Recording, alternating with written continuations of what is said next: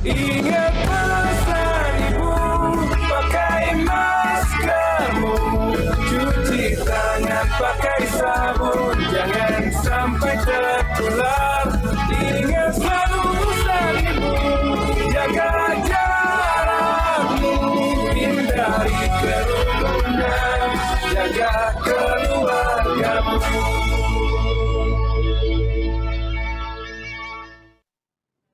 Hai pemirsa, selamat siang. Ketemu lagi kita di COVID dalam angka.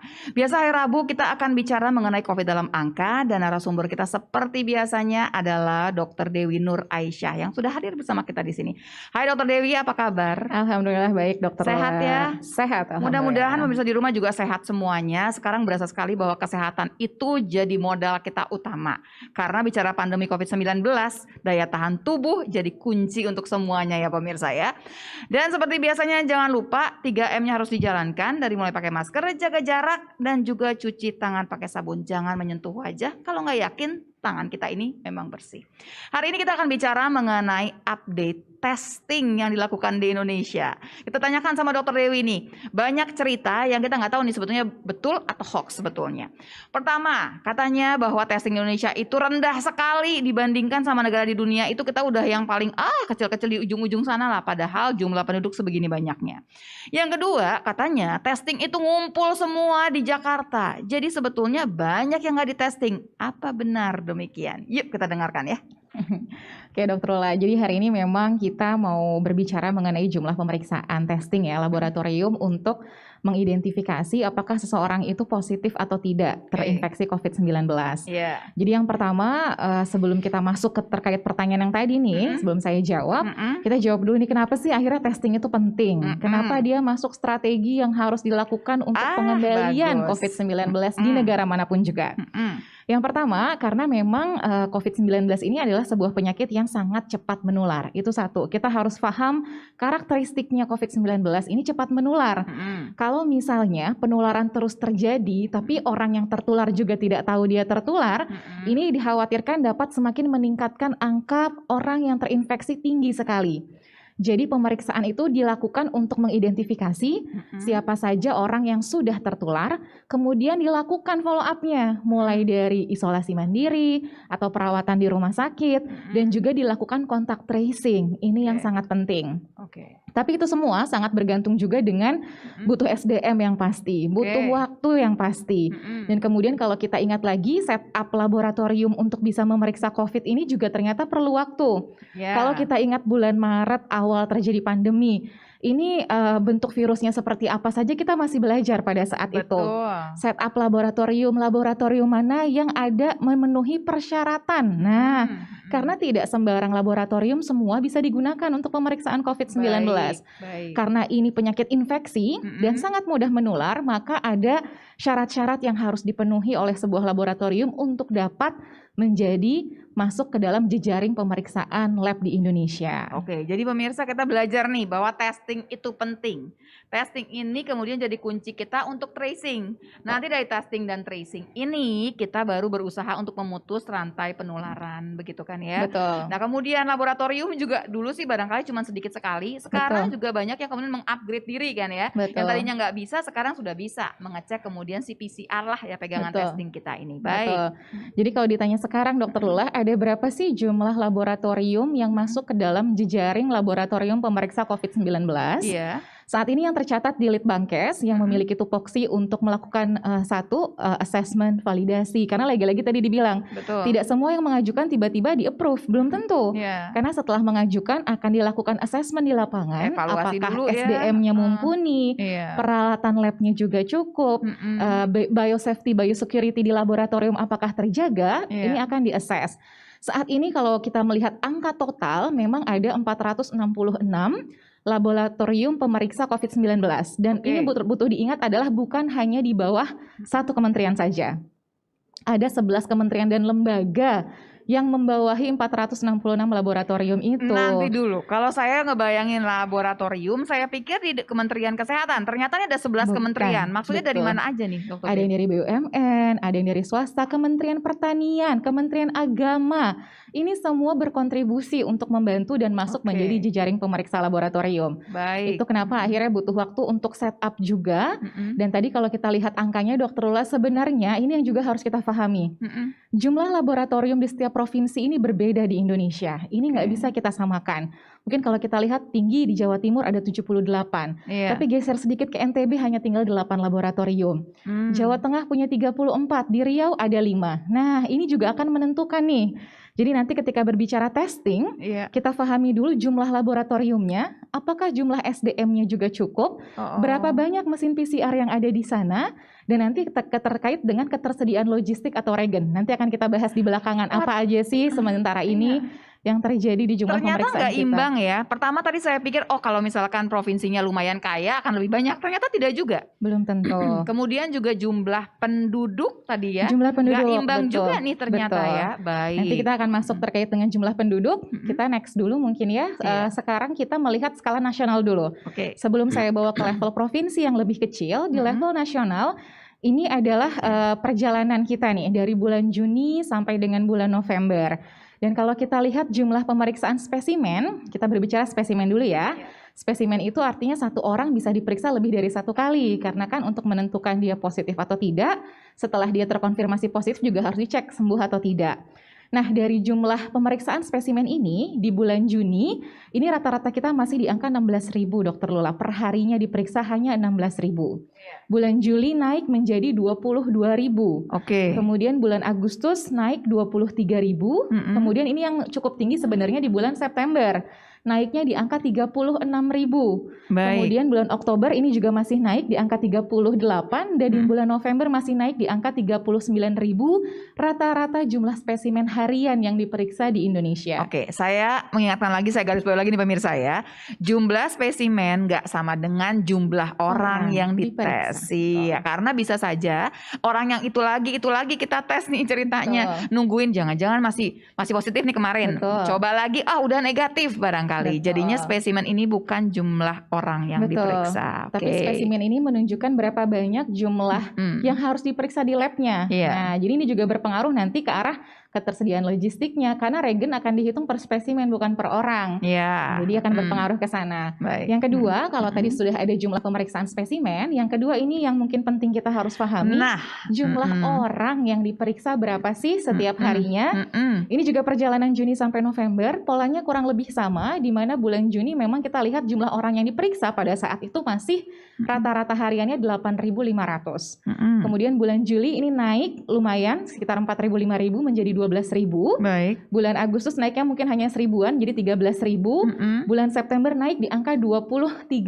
Lumayan ya. Betul, naik ke Oktober sampai November kita masih bisa meningkat sampai 31.000 orang diperiksa per harinya sekarang di Indonesia. Oke. Jadi kalau kita lihat apakah jumlah kita sama aja stagnan gitu ya, kurang enggak. Enggak Sebenarnya juga. ini berjalan, dan kalau dibandingkan 31.000 ke 8.000, ini sudah hampir 4 kali lipatnya dibandingkan di bulan Juni. Oke. Apalagi kalau kita bandingkan di bulan Maret, ini pasti akan sangat jauh berbeda. Dengan sendirinya. Ini kalau melihat grafiknya kan kayaknya turun naik kayaknya tajam Betul. banget nih naik turunnya. Ini berhubungan barangkali dengan hari Minggu, pas libur, begitu kan ya? Ya, jadi nanti kalau kita lihat grafik di sini, kita memang melihat ada tren yang kita lihat di mana di weekend ini cenderung menurun jumlah pemeriksaannya. Hari Sabtu Minggu terlihat agak turun, nanti naik lagi Senin, Selasa, Rabu, Kamis, Jumat, agak turun sedikit lagi di hari Sabtu Minggu.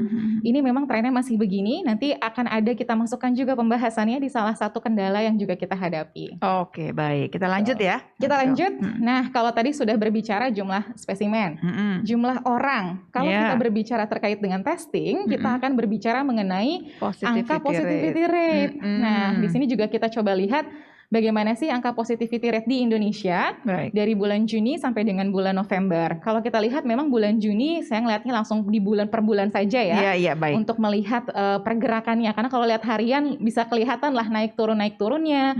Belum lagi memang terkadang ada delay penginputan data negatif dibandingkan positif, maka lebih baik melihat positivity rate mingguan atau bulanan. Itu yang disarankan. Nah, ini banyak kendala ternyata ya kita ya. Kemudian Baik. kita lihat di sini memang ketika bulan Juni ini di angka 11, naik 13, naik 15, ini masih naik terus. Tapi di bulan Oktober ini cenderung turun di angka 14%. Jadi sempat naik nih, Iya. maksimumnya sampai dengan angka 16%, kemudian turun di angka 14%, dan terakhir di bulan November ini juga turun di angka 13,55%. Kita ulang ya. Karena kita merasa bahwa pemirsa bahwa di bulan November ini di ujung-ujung ini rasanya kita ngerasa kasus tuh gila-gilaan naiknya. Apalagi kita udah menembus angka 6.000 yang bikin semua orang langsung kaget dan sesak sebetulnya ya. Betul. Kemudian tapi di sini dikatakan positivity rate-nya itu malah turun. Sedikit turun dibandingkan di bulan Oktober. Positivity rate itu adalah dari semua yang dites yang positif kan? Yang berapa yang positif dari seluruh orang yang diperiksa, bukan spesimen, orang yang diperiksa. Betul, berarti kalau banyak banget yang diperiksa, pasti dia turun dengan Betul. sendirinya ya. Oke, Betul. Jadi baik. kalau kita lihat di sini memang seperti itu, dan nanti kalau berkaitan dengan apakah laju penularan sedang naik atau turun, biasanya saya akan spesifik melihat langsung ke mingguan atau ke per 3 harian, karena lebih terlihat spike-nya ada di mana. Oke. Contoh untuk yang kemarin pada saat libur panjang di pekan pertama dan pekan kedua setelah libur panjang, positivity rate itu turun. Pekan ketiga dia langsung naik. Nah, ini kan berarti ada sesuatu di pekan ketiga setelah libur panjang, pekan ketiga November, positivity rate kita naik. Berarti memang terjadi laju penularan yang meningkat di masyarakat. Nah, jadi kalau ini memang angka yang dikeluarkan bulanan, tapi kalau kita mau lihat lebih detail lagi, mesti memang- mingguan. betul, itu Iya. akan lebih tergambarkan. Kadang-kadang ketolong sama yang minggu-minggu pertama makanya dia Betul, turun. karena Iya. rendah. Betul. Tapi kalau dilihat dari grafik juga naik loh sebetulnya Betul, itu ya. betul. Jadi pemirsa, serunya ketemu sama Dr. Dewi ini adalah kita bicara semua pakai fakta. Jadi kalau ada yang mengatakan oh ini nggak berhubungan sama libur panjang, tidak bisa. Kita bisa kasih lihat di angkanya di sini. Tiba-tiba ada yang naik begitu. Waktu seminggu pertama, minggu kedua memang tidak ada kenaikan ya. Betul. Baik. Dan satu lagi yang harus diingat, positivity rate kita ini meskipun sudah terjadi tren yang agak nurun di bulan Oktober dan November, tapi ini tetap masih berada di atas standar WHO. Standar WHO-nya kalau kita bisa mengendalikan, sebenarnya targetnya adalah 5% yang positif dari seluruh orang yang diperiksa. Oke, kalau udah begini, apakah kita kemudian mesti meriksa lebih banyak? Atau sebetulnya kita harus nahanin penularan? Kan kalau begini ada dua cerita kan sebetulnya. Dua-duanya juga tetap perlu dilakukan sebenarnya. Satu, memastikan testing ini dilakukan terutama pada kontak erat, seluruh kontak erat yang ditemukan. Dari tracing ya. Karena kan kita ingin memutus rantai penularan. Jadi Iya. ini juga tetap akan meningkatkan jumlah pemeriksaan ketika ditemukan pasien positif. Kemudian yang kedua tadi tetap pengendalian di lapangan harus tetap dilakukan. Jadi dua ini adalah cara paling efektif untuk mengendalikan COVID-19. Iya kan, ada juga yang kemudian negara-negara yang seluruh kota, seluruh orang kemudian dites. Betul. Dengan sendirinya kalau seluruh orang dites pasti akan turun dong positivity rate-nya ya. Betul. Oke, baik kalau begitu ya. Nah, kalau misalnya tadi sudah kita diskusikan itu, Dr. Lula, sekarang kita jawab pertanyaan sebenarnya kita sudah sejauh mana sih mencapai target WHO? Oke. Karena itu yang selalu ditanyakan Oleh semua orang. Betul. Jadi kalau kita lihat lagi perjalanannya, target WHO itu saya balik lagi dulu ya ke konsepnya. Target WHO itu adalah dari 1 juta penduduk harus diperiksa 1.000 orang per minggu.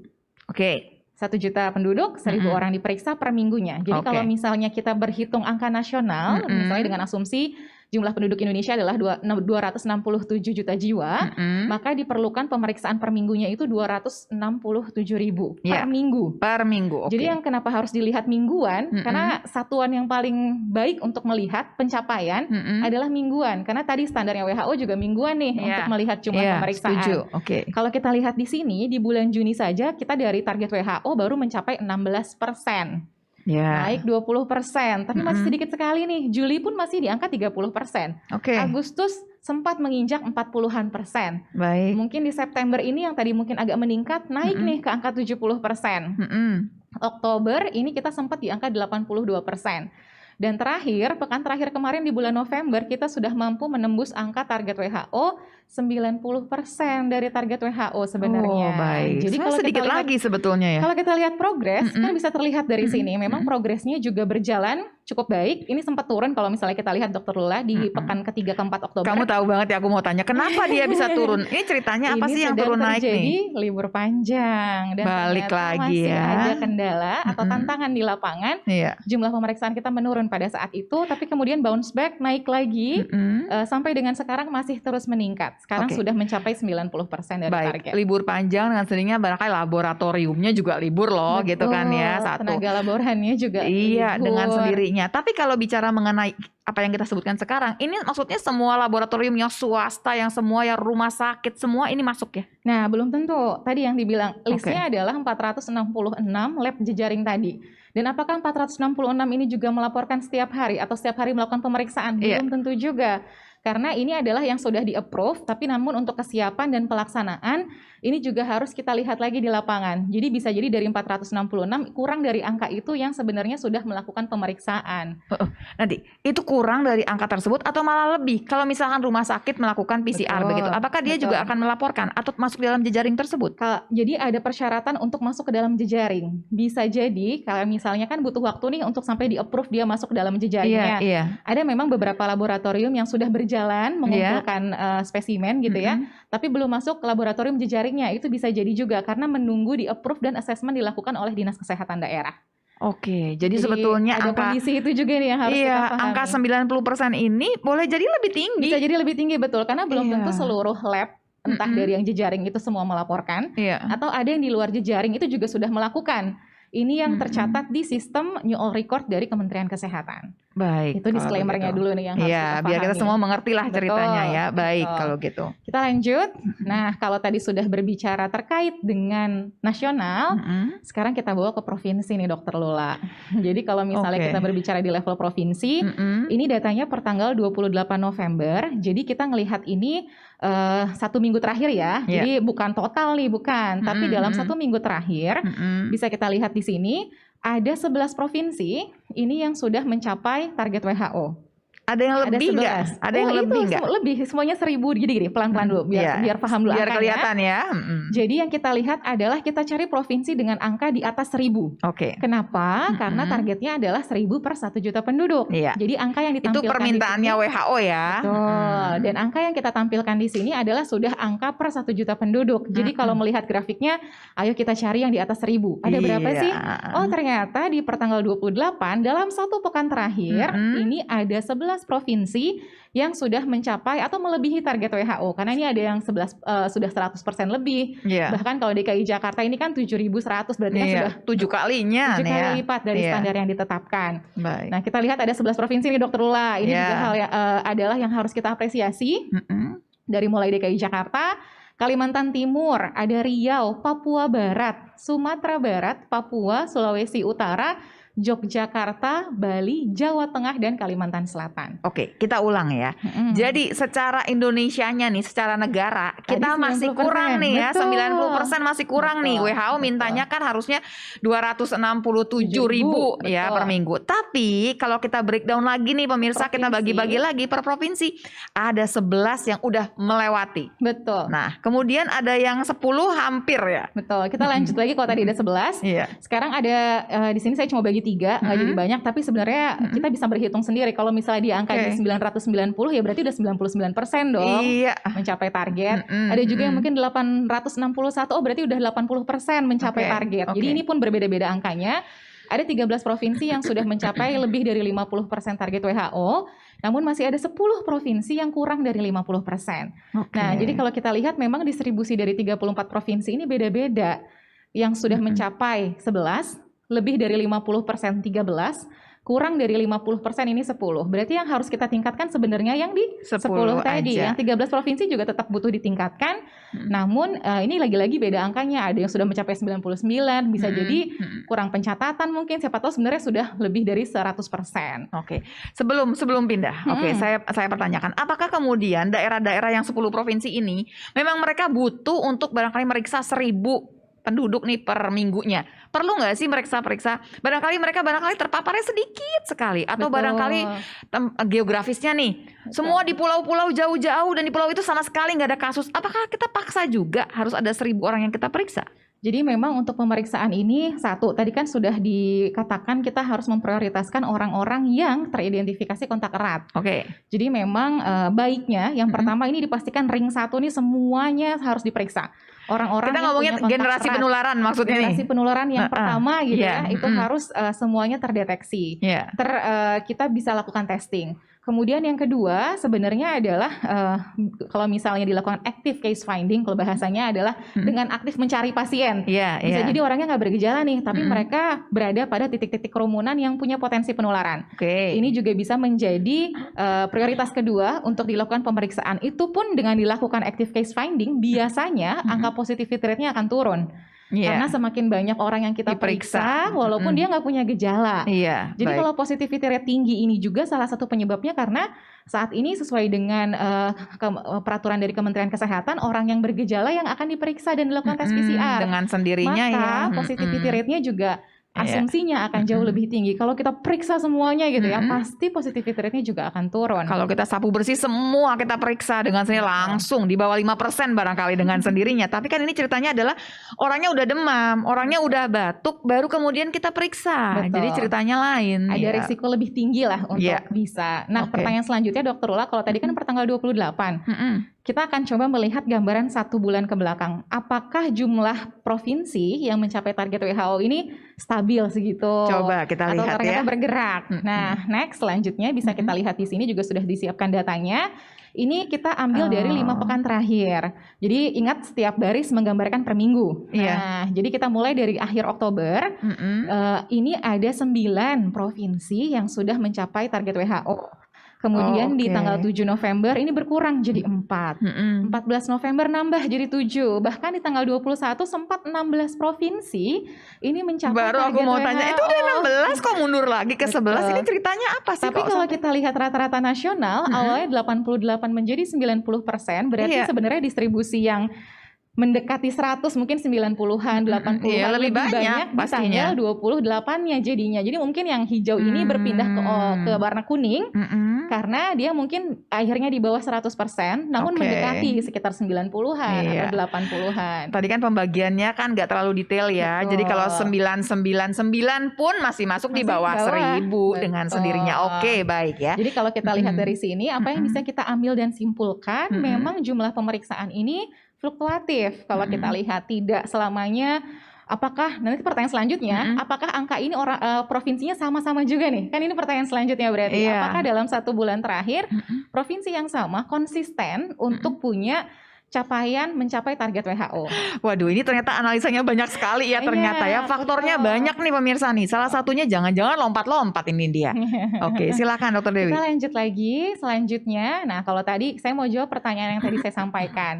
Ternyata memang dalam 1 bulan terakhir, 5 pekan terakhir, ini ada 16 provinsi yang sudah pernah mencapai standar dari WHO. Oke. Total 16, namun kalau kita lihat yang kotak berwarna hijau, ini artinya yang sudah mencapai nih Dokter Lola. Oke. Nah, ada 3 provinsi ini konsisten selalu mencapai target WHO. 5 Sudah pekan tahu lah terakhir. pasti nih ya pemenangnya siapa, saya ngerti deh ya.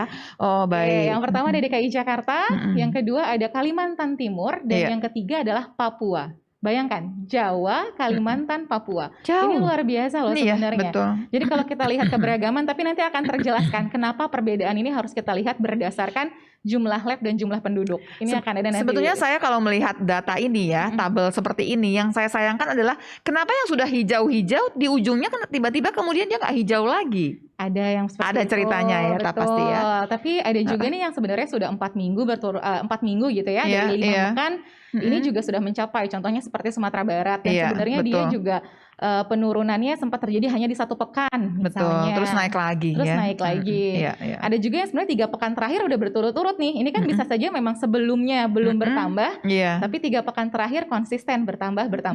Ini bisa kita lihat di sinilah, dari mulai ada Papua Barat di sini, Iya. ada Yogyakarta, ada Bali. Ini sudah mulai Iya. ngejar Udah nih 3 pekan konsisten terakhir di situ konsisten. ya. Betul. Baik. Harapannya sih masih terus akan berlanjut untuk pekan-pekan selanjutnya. Untuk mengejar positivity rate yang lebih rendah. Iya, oke. Kita Kemudian lanjut. Nah, tadi ini saya akan sampaikan perbedaan jumlah pemeriksaan level provinsi di masing-masing pulau. Tapi akan saya sandingkan juga dengan jumlah labnya dan jumlah target pemeriksaan mingguannya. Biar Seru nih semuanya Dokter harus Dewi. paham. Betul. Tidak semudah itu membaca 34 provinsi di Indonesia. Semuanya disamaratakan gitu, nggak bisa. Karena jumlah penduduk saja berbeda. Betul. Jumlah labnya itu juga berbeda. Kalau jumlah penduduk saja sih saya masih terima. Tapi kalau udah jumlah lab mau gimana lagi? Jumlah lab cuma 5 mau kemana lagi kirimnya kan? Baik. Kita lihat pertama Pulau Jawa dan Bali dulu ya, Dokter Lula. Memang kalau kita lihat di sini yang pertama, yang sudah pernah mencapai targetnya WHO. DKI Jakarta sudah, Bali sudah, Jawa Tengah sudah, Banten juga sudah. Kemudian Yogyakarta juga sudah. Tinggal 4 sepertinya provinsi yang masih mengejar. Ini catatan pertama terkait dengan capaian. Tapi yang kedua dari jumlah lab. Coba kita lihat jumlah labnya. Ternyata paling tinggi lab itu paling banyak berada di Jawa Timur, diikuti dengan DKI Jakarta, kemudian Jawa Barat. Bahkan kalau kita lihat lagi distribusinya, di NTT hanya ada 5, di NTB ada 8, Jogja juga cuma 8. Oke, kita ulang ya. Jadi pertanyaan saya pertama itu sudah terjawab ya. Saya akan tanya ini fakta apa hoax sih sebetulnya. Semua testing itu ngumpul di Jakarta. Biar bisa dilihat ya pemirsa ya. Ternyata lab yang paling banyak bukan di Jakarta tapi di Jawa Timur. Betul. Tapi kalau melihat testingnya sendiri paling banyak tetap di Jakarta memang. Kemudian ada yang memang cuman 5, ada yang 50, misalkan Jawa Barat udah 50 loh, tapi bukan berarti kemudian lebih tinggi, tidak juga. Betul. Nanti kita harus lihat capaiannya dulu. Tadi kan angkanya tadi per 1 juta penduduk. Kita lihat target di bawahnya nih Dokter Lula, ada angka yang berwarna kuning. Ini yang harus dilihat berapa sih target jumlah orang yang harus diperiksa mingguannya oleh masing-masing provinsi. Jakarta itu standarnya 10 ribuan orang diperiksa. Tapi di Jawa Barat, provinsi dengan jumlah penduduk tertinggi di Indonesia, ini 45.000. Jadi 45.000 kalau misalnya Jawa Barat mencapai 80%, bukan berarti dia sedikit, enggak juga. 80%-nya dari 45.000-nya sebenarnya. Sudah banyak sebetulnya. Jadi sebenarnya kalau di sini kesannya DKI Jakarta 7 kali standar, kalau dia dipindahkan ke Jawa Barat mungkin cuma jadi 2 kali lipat saja. Jadi memang harus kita lihat jumlah target pemeriksaan pun berbeda mengikuti jumlah penduduk. Jadi di Bali cuma 4.000 nih sebetulnya. Kalau kita lihat di sini kan sebenarnya yang paling luar biasa ya kerja keras yang harus dilakukan itu adalah di Jawa Barat. Karena Jawa jumlahnya 40.000. Jawa Timur ini juga 40.000. Kemudian adalah Jawa Tengah nih 36.000. Cuma memang hebatnya Jawa Tengah ini dalam beberapa pekan terakhir melakukan testing yang masif. Makanya 2 pekan terakhir ini mencapai target WHO 36.000 pun dia selesaikan meskipun jumlah labnya hampir setengah DKI Jakarta. Hebat ya. Nah ini kan juga harus kita apresiasi sebenarnya. Harus diapresiasi. Usaha daerah ini dan setiap kepala daerah kan punya tanggung jawab masing-masing. Dia punya wilayah kerja, jumlah penduduknya besar. Ini juga yang harus dikejar untuk dilaksanakan. Nah, jadi jangan langsung menghujat juga. Walaupun labnya banyak, kalau 45.000 orang harus diperiksa, tetap aja harus mengejarnya sulit. Dan bukan hanya testing di lapangan, yang melakukan tracing di lapangan juga kan harus effortnya 4 kali lipat lebih tinggi gitu dibandingkan dengan yang kalau jumlah penduduknya 5.000 atau bukan, maksudnya jumlah targetnya 5.000 atau 10.000 saja. Kita lanjut ke pulau sebelahnya, Pulau Sumatera. Ini ada yang menarik di sini Dokter Lola. Yang pertama kita lihat dulu dari seluruh provinsi yang ada di Pulau Sumatera yang sudah mencapai target. Bisa kita lihat Riau sudah pernah ya. Sumatera Barat sudah. Kemudian kalau kita lihat di sini sepertinya itu 2 yang sudah mencapai di atas 100%. Sisanya memang masih harus dikejar nih jumlah pemeriksaannya. Namun kita bandingkan lagi jumlah labnya sama Pulau Jawa tadi yang ada 60, 70. Di Pulau Sumatera paling tinggi adanya di Sumatera Utara dan jumlah labnya hanya 22. Ini juga harus kita pikirkan juga ya, ada 22. Selanjutnya adalah ada yang 16 lab, ini juga di Sumatera Selatan. Nah kita lihat lagi, sedangkan yang lain ada yang 3, 4. Tapi hebatnya kalau kita ingat tadi kan ada 2 nih provinsi yang sudah mencapai target pemeriksaan. Riau sama jumlah Sumatera Barat. labnya ada berapa? 5 dan 4. Ini luar biasa sekali berarti kan. Contohnya Sumatera Barat dengan 4 lab, target 5.000 tuh besar nih buat kepala daerah ya, pimpinan daerah di sana. Selamat ya. Hebat Berarti sekali. sangat efektif sekali gitu. Iya. Dengan adanya 4 lab, target 5.500 per minggu. Bisa Ini bahkan terkejar. pekan terakhir hampir 2 kali lipat loh dari Iya. jumlah target yang Iya. ditetapkan. Bisa mencapai sebanyak itu. Berarti kan ini effortnya luar biasa sekali. Iya, Dari usahanya. mulai Betul. jumlah tes yang dikerjakan, Iya. terus Tracingnya, komitmen, betul. tracingnya juga Iya. harus baik dilaksanakan. Nah, Iya. ini yang terjadi di Pulau Sumatera. Jadi Yes. kita apresiasi Iya. kinerja yang luar biasa meskipun jumlah labnya tidak banyak, namun mampu mencapai target dengan baik. Iya. Tapi agak sedih ya melihatnya ternyata makin minim gitu loh. Cuman 1 digit nih. Kita bicara mengenai Betul. 3, ada cuma 4. Betul. Kalau barangkali. kita lihat kan artinya jumlah distribusi labnya ini belum merata untuk dilaksanakan di seluruhnya. Walaupun tadi saya belum jawab. Berapa sebenarnya kalau kita lihat sumbangsi DKI Jakarta di awal dengan jumlah total kasus nasional pernah mencapai di atas 50%. Iya. Tapi sekarang dengan jumlah pemeriksaan dan lab juga semakin bertambah di masing-masing daerah dan Ini tadi saya sudah bilang terbagi ya. butuh ada setupnya, butuh pelatihannya. Ini kontribusinya sudah di bawah 30% atau hanya 20%-an sekian. Oke, itu Jadi jauh ini- lebih bagus lah Betul, ceritanya. berarti kan kontribusi di luar Jakarta ini sudah 80%, hampir 80%, dan ini menandakan testing di daerah juga semakin berjalan dengan baik. Dan tambahannya lagi adalah ini cerita ini semua, ini kan masih ada kemungkinan bahwa ada laboratorium yang Betul. melakukan PCR testing juga. Belum tercatat. Belum tercatat di sini. Betul. Baik. Iya. Kita lanjut ke Pulau Kalimantan. Nah, kalau di Pulau Kalimantan bisa kita lihat di sini memang stand out sekali gitu ya. Kelihatan Satu ya. provinsi Ha-ha. yang sudah mencapai, ini memang di Kalimantan Timur yang tadi termasuk salah satu provinsi konsisten 5 pekan terakhir mencapai target WHO. Ya. Meskipun kita lihat lagi targetnya berapa. Target di sana adalah 3.522. Karena kita juga harus ingat jumlah penduduk akan mempengaruhi besaran target yang harus dicapai oleh sebuah provinsi. Sebenarnya kalau ngeliat provinsi yang lain, Kalsel, Kalimantan Selatan juga pernah mencapai. Iya, tapi Kalimantan 15 Tengah juga laboratorium loh sebetulnya. Ayo nih Betul. teman-teman di Kalimantan Selatan harus bisa mengejar sebetulnya ya. Betul. Jadi kalau kita lihat dari jumlah lab, memang Kaltim ini paling tinggi di Pulau Kalimantan ya, Iya. 19, kemudian Kalsel ini ada 15, tapi sisa yang lain ini cuma ada 6, 5, dan 2. Nah, ini juga yang harus kita lihat. Berarti kan ada distribusi juga nih yang harus dipastikan pemeriksaan laboratorium dilaksanakan di masing-masing provinsi dengan maksimal untuk mengejar jumlah pemeriksaan yang juga diharapkan dapat berjalan. Iya. Tapi kalau kita tadi ngebalikin 4 lab bisa sampai 5.000 gitu Iya, ya, iya. harapannya sih daerah yang lain juga dapat meningkatkan jumlah testingnya juga untuk Bisa melihat dibayangkan penularan. Kalimantan Utara misalkan cuma punya 2 lab. Sementara Betul. harus diperiksa seminggu itu 648. Per harinya itu berarti harus 100-an. Betul. Berarti per labnya itu sehari mesti 50 dia periksa. Betul. Jadi memang agak kewalahan pastinya ya. Betul. Dan nanti kita akan lihat beberapa tantangan mungkin ya di lapangan Iya. seperti apa. Kita lanjut lagi, masih ada 2 pulau. Sulawesi di sini tadi sudah disampaikan juga sebenarnya sudah hampir 3/6 ya yang sudah mencapai 4/6. Jadi Sulawesi Utara sudah pernah, Sulawesi Selatan juga sudah pernah, Gorontalo juga sudah pernah, sama Sulawesi Barat. Cuma tinggal 2 provinsi yang memang harus dikejar. Iya. Tapi kalau kita lihat lagi Sulawesi Tenggara contohnya targetnya 2.000, labnya hanya ada 1. Betul. Iya, bagaimana Dan nih? semua lab yang ada di Pulau Sulawesi ternyata jumlahnya kurang dari 10 sebenarnya. Iya. Jadi ketika ada daerah yang mampu mencapai, itu juga luar biasa kinerja labnya untuk dapat mengerjakan spesimen yang ada di sana. Baik. Jadi ketika melihat angka, lihat lagi beberapa faktor yang memang berpengaruh terhadap kinerja, mulai dari jumlah labnya, jumlah SDM-nya juga, jangan lupa logistiknya juga, dan target capaiannya.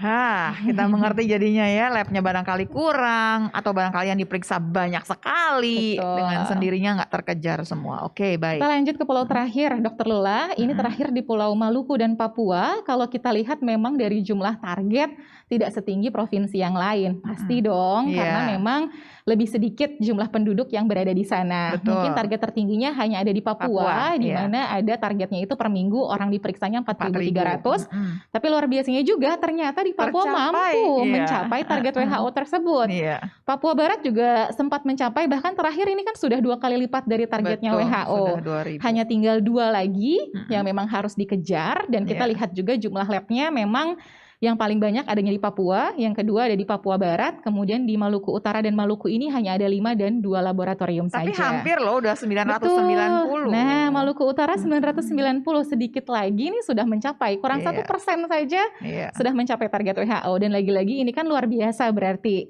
usaha yang dilakukan daerah untuk mengejar jumlah pemeriksaan dan untuk terus bertambah setiap waktunya. Kita lanjut. Nah, ini yang harus saya bahas dulu, Dokter Lula. Oke, kendalanya ya. Jadi tantangan di Indonesia ini memang kalau kita paham kondisi geografis itu besar. Kapasitas di tiap provinsi juga nggak bisa kita samakan. Apakah semua tiba-tiba paham nih cara pemeriksaan COVID-19? Enggak. Jadi ternyata satu, sebaran laboratorium kita memang tidak merata. Ini juga yang harus kita pahami. Dan tadi juga saya sampaikan target itu juga bergantung dengan jumlah penduduk. Kemudian ada lagi jumlah PCR-nya berapa sih? Nah, itu nanti juga akan berpengaruh. Yang kedua adalah kita juga punya keterbatasan jumlah dan juga kapasitas SDM yang mumpuni dalam testing penyakit infeksi. Karena mereka berasal dari lab juga, tapi ternyata nggak pernah megang penyakit infeksi. Ini tuh beda treatmentnya. Oke, pertanyaannya jadinya, apakah nggak bisa training juga? Nah, itu yang dilakukan. Akhirnya dari awal kita juga mentraining banyak sekali laboran, walaupun nanti di lapangan tadi kan lihat targetnya luar biasa juga, bukan hal yang kecil. Kalau kita ingat Indonesia adalah negara dengan jumlah penduduk keempat terbanyak di dunia. Bayangkan berapa banyak SDM yang harus dilatih. Sekalipun SDM sudah dilatih gitu ya, nanti akan ada beberapa kendala yang lain yang akan saya sampaikan. Namun dari jumlah juga kita terbatas ternyata, Dokter Lula. Jumlah ini bahkan yang melakukan pemeriksaan di laboratorium ini juga terbatas sebenarnya. Jadi laborannya sendiri, nih kita belum bicara dia mumpuni atau tidak, laborannya sendiri terbatas. Jumlahnya terbatas. Kemudian yang mumpuni lebih sedikit lagi dengan sendiri.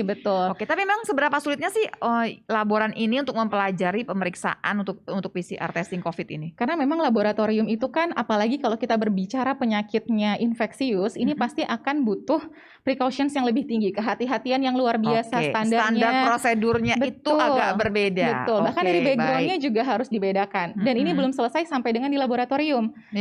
Proses pemeriksaan itu bukan hanya dimulai pada saat di lab. Pengambilan sampel itu orangnya dilatih dulu nggak? Pengambilan sampel. Kalau ngambilnya salah atau kurang benar, jumlah viral load-nya tidak cukup, menaruhnya salah, simpanannya, transportasinya sampai dengan ke lab. Bayangkan ini tuh dari awal hulu, dari mulai pengambilan, posisi orangnya benar atau tidak ketika diambil, kemudian alatnya terkontaminasi atau tidak, karena kita sangat-sangat menghindari adanya kontaminasi.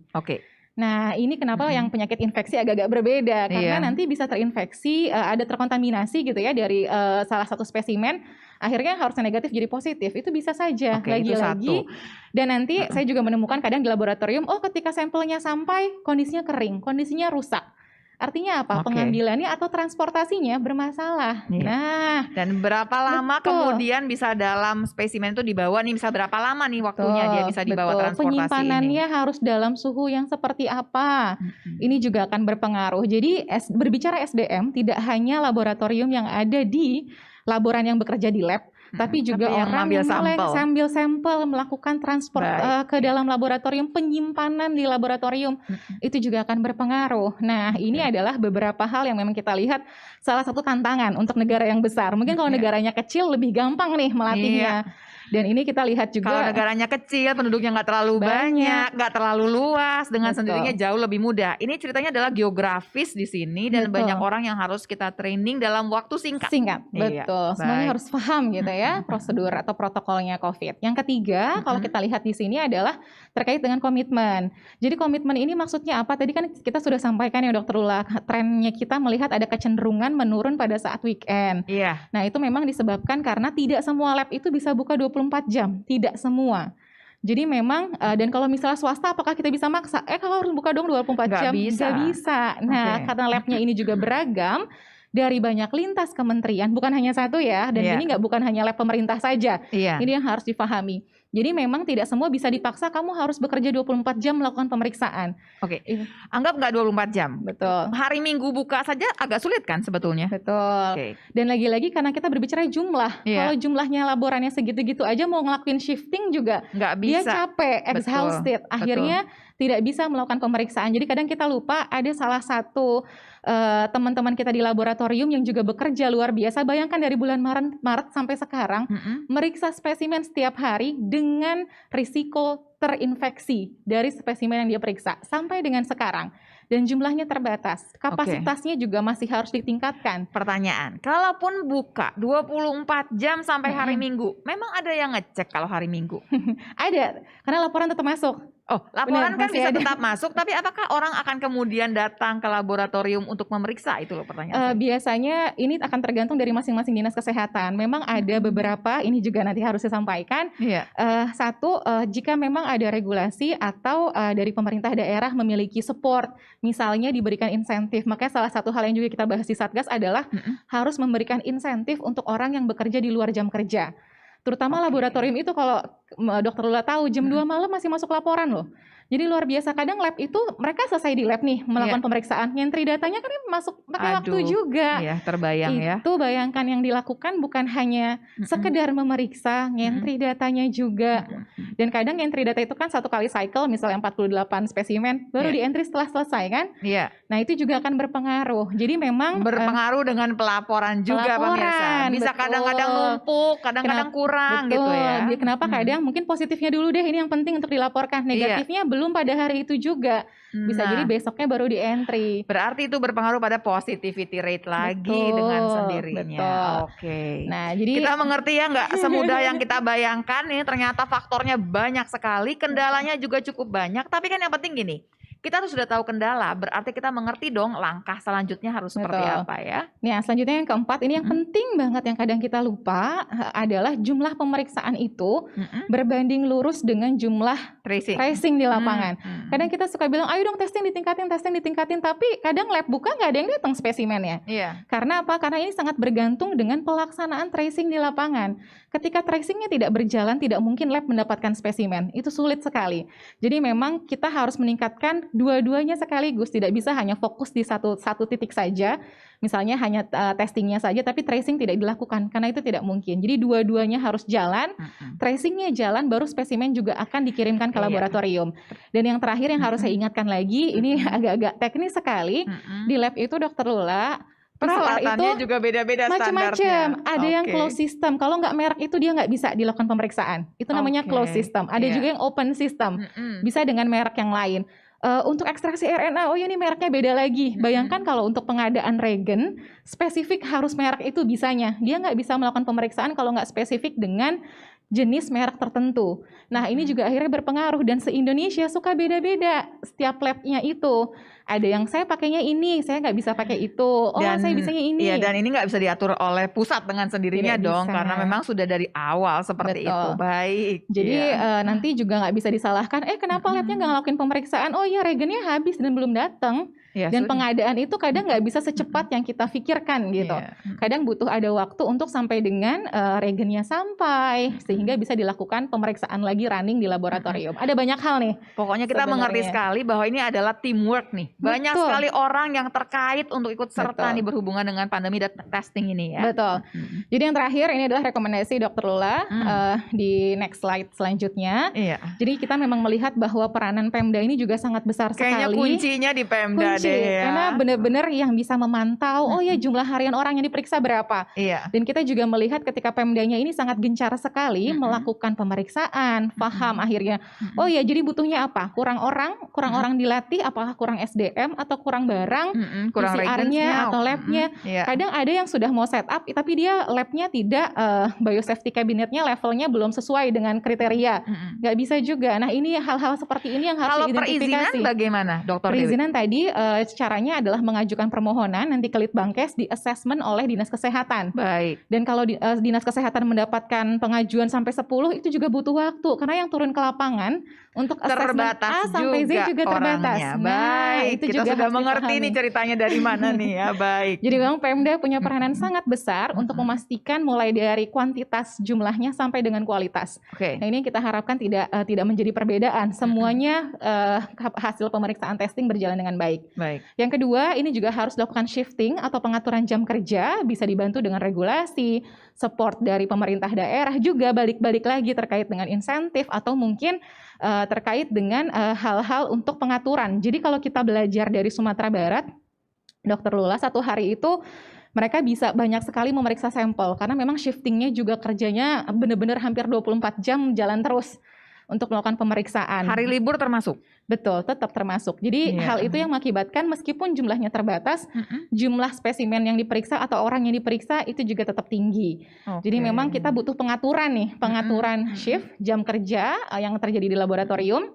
Kontak tracing tadi sudah dipastikan ini kunci. Kalau tidak dilaksanakan tidak mungkin lab mendapatkan spesimen untuk diperiksa. Ini juga terjadi di beberapa tempat, kadang makanya kita ngelihat, oh ya labnya banyak, tapi bisa jadi distribusinya ini yang dilakukan pemeriksaan tidak sama.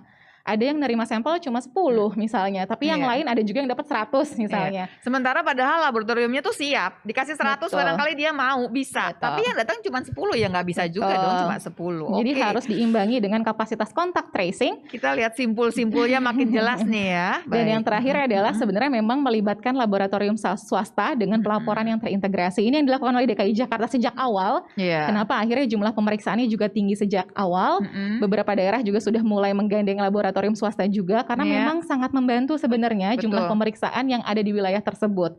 Namun juga swasta tadi ketika masuk ke dalam jejaring tetap perlu dilakukan assessment lagi-lagi untuk memastikan kualitas pemeriksaan di semua lab tetap sama. Oke, jadi pada dasarnya di sini sekarang adalah buat Pemda-Pemda barangkali ya. Ayo Bapak Ibu, kayaknya kita mesti mengejar kerjasama dengan laboratorium swasta barangkali ya. Cepat-cepat di-assess barangkali, jadi bisa lebih banyak lagi. Jadi nggak cuma 5 atau cuma 4. Terbayang mau 24 jam 7 hari seminggu pun barangkali nggak akan terkejar kalau memang targetnya sampai 45.000 seperti Jawa Barat. Baik. Rasanya sudah cukup banyak kita belajar ya. Jadi pemirsa, pada dasarnya kita mengerti banyak permasalahan dari mulai tracingnya, dari mulai laboratoriumnya, dari mulai macam-macam yang lain. Tapi kita mengerti, kita sama-sama belajar. Yang penting di sini adalah kita sudah tahu permasalahannya apa, kita kejar karena kita tahu solusinya seperti apa. Ayo Bapak Ibu sekalian, kita nggak boleh kalah di pandemi COVID-19 ini. Jangan kalah dengan COVID-19. Mudah-mudahan Bapak Ibu selalu sehat, terutama Dr. Dewi selalu sehat supaya tiap minggu kita ketemu lagi cerita mengenai angka di mana kita bisa belajar banyak sekali pemirsa mengenai COVID-19 ini. Tapi yang paling penting adalah jangan sampai tertular COVID-19. Caranya adalah ingat pesan Ibu dari 3M, pakai masker, jaga jarak dan cuci tangan pakai sabun. Terima kasih banyak untuk perhatiannya. Sampai ketemu lagi tentunya minggu depan di COVID dalam angka berikutnya. Salam.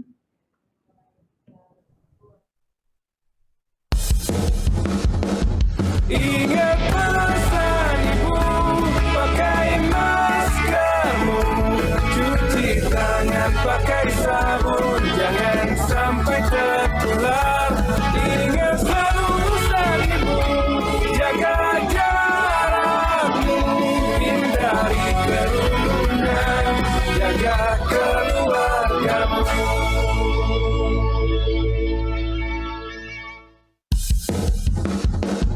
Ingat pesan Ibu, pakai maskermu, cuci tangan pakai sabun, jangan sampai tertular.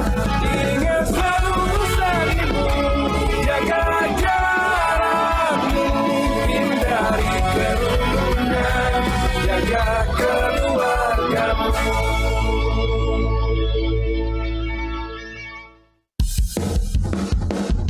Ingat pesan Ibu, pakai maskermu, cuci tangan pakai sabun, jangan sampai tertular.